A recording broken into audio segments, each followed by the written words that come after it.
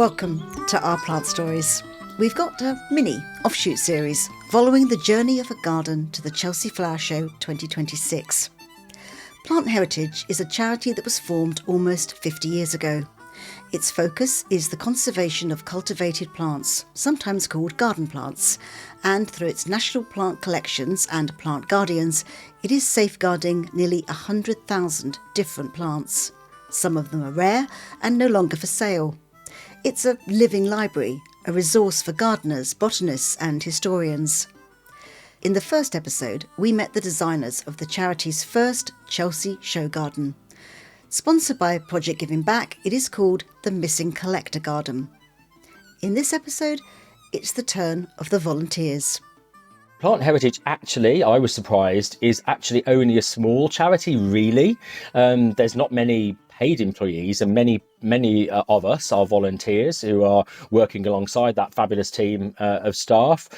And I think there's a great ambition in the organisation. You know, we are all about conserving plants to protect our horticultural heritage and make sure that garden-worthy plants sort of continue to thrive and are enjoyed by future generations to come, and protect those that are rare in cultivation as well. And I think that's going to be increasingly important. And I know that's what this is about, really, isn't it? It's about highlighting the fact that there are some things that we used to enjoy that we can't find anymore. And that's quite startling, actually.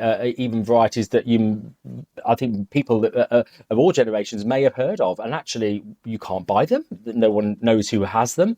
So I think that message is really interesting to take out to the general public. And I think it's an opportunity for us to engage people in that and hopefully draw in some new members. You know, the more members we have, the stronger we'll be, the more we can do. And Chelsea is one of the greatest horticultural stages, you know, in the world. And so we'll be on that this year. And that's really great news. Many of the plants in the Missing Collector Garden will come from existing national collections, including geums, hostas, aspidistra and thalictrums, which is what took me to Nicholas Guntrip Hook's garden in Warwickshire on a very wet day to ask him what it felt like to know your plants are on their way to Chelsea. It's very humbling. So I haven't been doing this for very long, and supplying plants to the Chelsea Flower Show is, even being part of anything at the Chelsea Flower Show is certainly something that most gardeners who are professional aspire to do, and I'm very much just an amateur in this field. It's incredible. It's slightly stressful, just trying to make sure everything meets the high criteria that is expected at the Chelsea Flower Show. But yeah, I'm relishing this opportunity. If you can hear the rain, it's because it is actually raining. It is raining. But we're hardy, and we want to look at the thalictrums. Not that there's enormous amount to look at yet, because obviously we're in February. But there's a lot of them. But we'll come back to them. We'll come back to them. Tell me how you got into gardening. So it's not a long story, but there is a lot of information to cover. So I don't have a background in gardening. I never grew up really enjoying gardening. Most people, when they say, my grandparents did this, or my parents showed me this and I was really into it, and no, not me. My only real experience of gardening was scraping moss between bricks and having to push wheelbarrows of sand around a cobbled back garden which was used to store tools. So it wasn't until I got my own property, it was a mid-terrace new build, and I thought, I've got something to play with here. I'm not a gardener, as I've mentioned. I study engineering. I do engineering. I work for a large engineering company in the West Midlands. And I think it was, I was almost getting, I'm not going to say bored of it. My family are engineers. I've always sort of had a creative outlet. I just wasn't fulfilling my creative side. So I wanted to start maybe exploring a career change. I mean, I'm only 34, so it's never too early for a career change. You've got to make those choices. Should we just move under this little bit of cover? Because it's just starting to rain harder.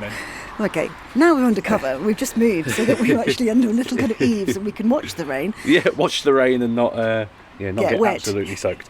So absolutely. So I wanted to start exploring something different. I was going through some challenges at work, and I won't be ever afraid to admit that it was certainly some mental health challenges that I thought, you know what, I need something to really pull me away from what the stresses and trials of engineering day in, day out. And I was like, I like my garden at home. I'm going to learn how to do it properly. So Nick began to do his RHS Level 2, studying every Saturday, and he became aware of plant heritage because his tutor had the National Collection of ginkgo trees. But how did that lead Nick to a National Collection of thalictrums? Like most of us, we'll always be watching Gardener's World on a Friday evening, and there was one episode, and it said, and Monty Don said at the end of it, does anyone need any help with the garden? I was like, I've just moved into a house, I could always do with a bit of help. I kind of know what I'm doing, but I'm never going to say no to some free support. And a little bit of back and forth here and there, I sent off an email, and long story short, we ended up on Gardener's World, again having absolutely no prior horticultural media experience. I was just me and my wife having a go. And then one day Adam Frost and Joe Swift turn up, and they did a segment called Difference in a Day, where they came and they showed us a lot of things we can do in the garden, an area of the garden we can change. They brought a lot of plants in, cut some things back, changed some colours, did some painting. Absolute game changer. And one of the plants that they did bring was a thalictrum. It was thalictrum black stockings, and I looked at it and went, that thing is absolutely gorgeous. I'm glad they brought that, because it's tall, it's airy, it adds movement to the garden, lovely pops of colour all the way through from May until say early August, late August, early September. And then one day, when after showing the ginkgos, I think it was at Tatton Park, I was having a look through the Plant Heritage website, and there was a link that said missing genus, and it said, do you want to start a plant collection? And one of the genus was thalictrum. I was like, things have come together. This is meant to be. It's meant to be. And I thought, yeah, why not? Give it a go. And I spoke to my tutor at the time and said, what does it take to become a plant collector? And he was like, nothing really. You just have to start collecting them. There are different types of collections you can have. You can have horticultural, you can have historical.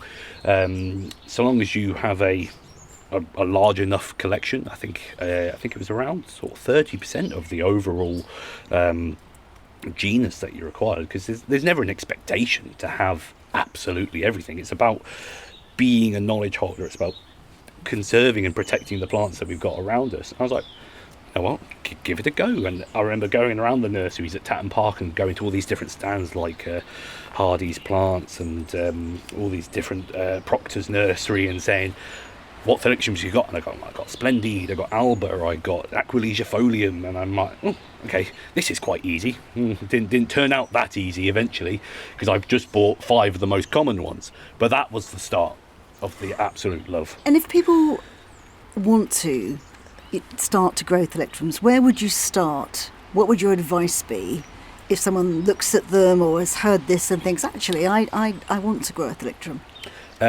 Get Thalictrum delavii. That would be my first, purely because it's got everything. It's shade tolerant, it's also sun tolerant. It will do what it wants on its own, but it won't spread too far. You'll have to propagate it just by splitting it every 2 or 3 years. It's not that imposing, probably get it between 1 metre and 1.2 metres, but it comes with an overwhelming amount of flowers.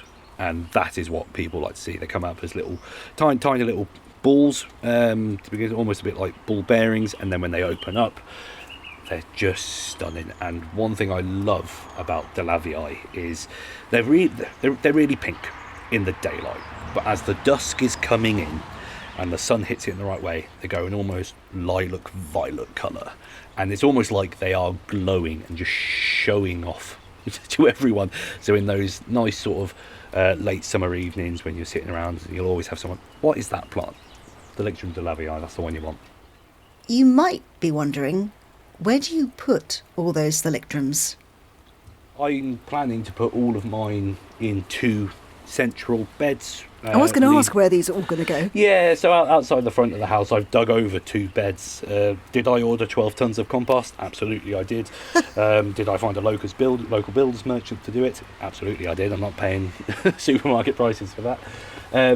But yeah, dug over all the beds here. They're going to be laid out so people can see exactly what they are. I want them to be shown off. Oh, that's wonderful. So they'll be in the front garden? In the front garden for everyone to see. So yeah, drive past. Don't take them. And just tell me about the coordinator. How important is the role of the coordinator in Warwickshire for you? It's too important to really say into words. Being a plant collector can sometimes be not lonely, because I've got my plants and I've got a huge horticultural community around me who I can talk to, but it's wonderful to be able to see how others are doing, the challenges that they are facing, and if you have a strong coordinator in your area, they get to talk to you and share the ideas or the challenges that other collectors might be having. There might be an opportunity for us to share plants or share responsibilities. I might have stocks of pots or feed or anything that I might need to be able to share with someone else, because space is not infinite. So we've recently, since I've moved into Warwickshire, the ability to have someone who can sort of galvanise and pull people together of different demographics, different areas around the country, kind of creates a really lovely community of horticulturalists who have one thing in mind, which is just plants. Nick's collections coordinator is Chris Bennett, who we heard at the start of the episode. Chris has had the role for just over a year now. He runs his own garden business, Hatton Garden Care, and his family background is in horticulture, a 3-generation family business. So did Chris always love plants? Yes, I've always loved plants. I think, my gran and granddad would say it's in the blood. And I'm sure they're probably right, actually, because I didn't originally have my own business. I worked in the charity sector for a long time. And it was only actually as a result of the pandemic, I decided to make my passion also my career. And that's when I finished my RHS exams and came to it full time. That's a lovely story. So you'd kind of almost gone away from the family thing and thought, no, I'm going to do something different. But actually, you've ended up back in that kind of area again. Yeah, it got to me in the end, to be honest. And you know what? I couldn't be happier. It's great. Being out of the office and outside is exactly where I want to be. So it's super. So tell me about the collections coordinator role. What does it mean? What do you do? Yeah, sure. So why I came to it was I wanted to do something horticultural, something that was actually about plants and supporting people who've got a passion for plants, as I have, being able to talk plants and get excited about it, which I know you really enjoy too. And it seemed a really good way to connect with people and connect people to each other and connect people to the overall mission of plant heritage, to conserve and protect plants. So that seemed really exciting to me. And when I thought about volunteering and spoke to the people at Plant Heritage and they said this role was something available in my area, I was like, yay, that's absolutely great, because I really want to do that. And how many national collections are there? How many plant collections are there in your area? So I look after Warwickshire and also South Staffordshire, and we've got 14 collections in total in the area, potentially one or two others that are in the pipeline. People are working on those at the moment. And there are a variety of things, actually. Some of them are looked after by private individuals. Some of them are from charitable trusts or horticultural organisations.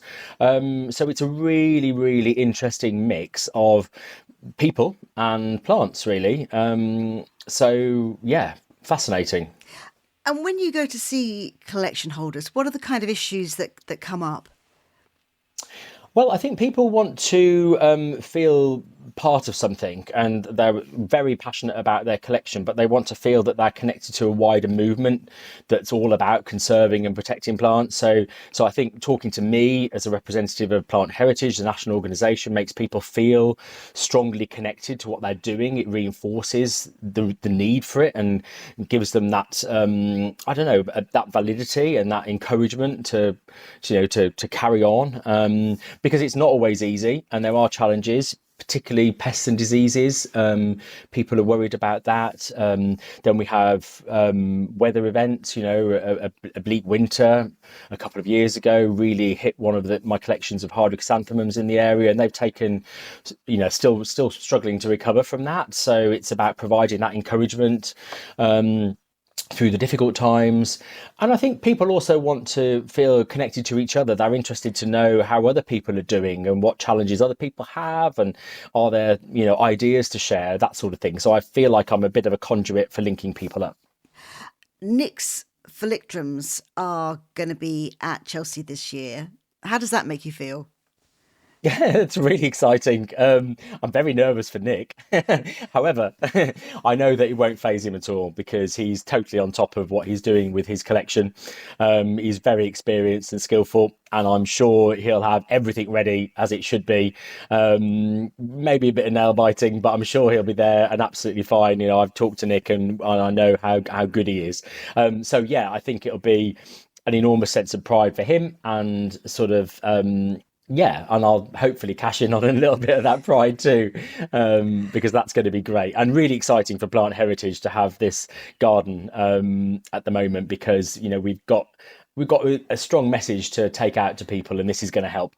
Confession, I was really excited when I heard it was Phyllictrums that were going to Chelsea, because I absolutely love them. I think they are so beautiful. I have a very small garden, so they are a great plant, a little bit shady as well. Yep. So I am very excited to go and find out which cultivars I should be growing in my garden. And I confess this could lead to me buying some. I think there is a very high risk of that. I would imagine there is. And this is a problem for us with plant passions. Yeah. I asked Nick for some recommendations for Phyllictrums for my own garden, and I'll put his suggestions on the Our Plant Stories website. Maybe you love plants, but you're not yet ready to become a national collection holder. Well, there's still something you can do. If you become a member of the charity Plant Heritage, you can become a plant guardian. Samantha Turner lives in Ashton-under-Lyne in Greater Manchester. When it comes to gardening, Sam did a lot as a child, but her work, as it does for many, took her time and attention. She rediscovered her love of gardening during the pandemic. She is now studying for her RHS Level 2. It's really great to go to this course, and so many other people are saying the same thing, that they've been doing other things for years and years and years. They've got really interested in gardening, and they just want to take that passion and do something with it, and just being able to chat with other people about like a little interest is really, I find it a really good way to connect to people. I remember doing my RHS Level 2, and I think kind of you find your tribe, and people who really don't mind you talking about plants a lot. Yeah, and that's how I've got onto doing the volunteering, through meeting people on the Level 2 course. It's really connected me with a lot of different people, so I'm really grateful. I think it's worth doing just for that if you're interested in plants and you want to connect to other plant people. Sam also volunteers at the Firs Botanical Grounds at Manchester University, and that's how she became aware of Plant Heritage and the national collections. They've got a few collections that they're trying to make at national collections, including some gasterias, and they've been doing that over the last year. They've got a few other things, like they've got some sempervivums that someone just donated about 120, just because he was retiring, he didn't have a place to keep them anymore, and he thought he'd just give them to a good home. So they're looking at maybe making those into a collection as well. But you don't have to have a collection of 120 plants to make a difference. Plant guardians can look after just 1 or 2 rare plants, and the charity says between them, these guardians are currently protecting nearly 3,000 plants, from houseplants to shrubs. So those are plants that were at some point quite common, perhaps. They'd been bred for some feature, but for whatever reason they've fallen out of fashion, and they're really hard to come by now, and they're just not sold. So if they want to be kept around, so people have to look after them. A lot of them have histories that might be associated with a certain breeder or a certain place or a certain collection. So it's kind of interesting to learn the stories about those plants. Sam is a plant guardian for Ranunculus repens Timothy Clark, which of course, like all plants, has a story. Maybe we'll look into that. She has registered it with the charity, so they know where it is. But there's also something called the Plant Exchange. In autumn, members of Plant Heritage are invited to send in the names of plants that they would like to offer up for the exchange. In spring, all members can look at that list of plants and decide if they want to bid for any of them to add to their collection. It says bid, but no money changes hands. Of course, many of these plants are themselves rare, so their new owners can also register them for the Plant Guardian scheme. Sam has some bids in for this year's plant exchange. What I found is once I make a connection to a plant, I start getting interested in it and the different groups of plants around it. So I'm hoping that they'll send me something and then it might spark some interest. I might collect a few others. We will definitely find out what you get sent at some point so we can update people on what Sam ends up looking after. Someone said to me, if you want to keep a plant, give it away. Mm-hmm. Because then if something happens to your plant, then somebody else has got that plant too, and maybe you can get a cutting back from that plant. I mean, do you worry at all about looking after it? Will it feel a bit nerve-wracking when you get it, or are you quite relaxed? It depends what it is, because I've gardened for a few years now. I reckon I can keep most things alive, but it is, if it's something that maybe is a bit frost tender or needs to be kept inside the house, and that's a bit more nerve-wracking. But I also like propagating things, so like you say, that it could be that the first thing I do is split it or take a cutting, so it'll very much depend on what I get, I think. So we've heard from a national collection holder, a collections coordinator and a plant guardian. And I think you'll have realised that this is a charity whose volunteers are key to the conservation work. And if others want to get involved? Well, I asked that question of Gwen Hines, the CEO of Plant Heritage. So what I really like about the garden is it's the missing collector garden. So it's about the people behind the plants. And definitely people are the key. All the people listening here, it is you who can help make the work possible, whether you get directly involved in plant conservation by becoming a national collection holder, by becoming a plant guardian, or whether you want to become a member to join Plant Heritage and get involved in other ways by supporting the work. Or to be honest, also just supporting our work through funding, through donations, through encouraging other people to get more involved, helping us to raise our profile so more people hear about what we're doing. It's those three things really. It is get involved in the plant conservation work, or become a member, or become a supporter. Any of those are really, really important and help keep the charity's work going.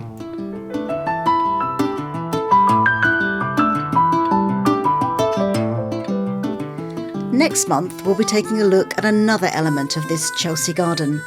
There's a riddle. When is a tree not a tree, but still a tree? Answer? When it's a chair. It's an amazing story. Do listen. You can get an update on the Chelsea 2026 garden from the designers. Just head over to the website, ourplantstories.com. And that's also where you'll find the names of those thalictrums that Nick recommended to me. Thanks to the staff at Plant Heritage for their help with this episode. Our Plant Stories is presented and produced by me, Sally Flatman.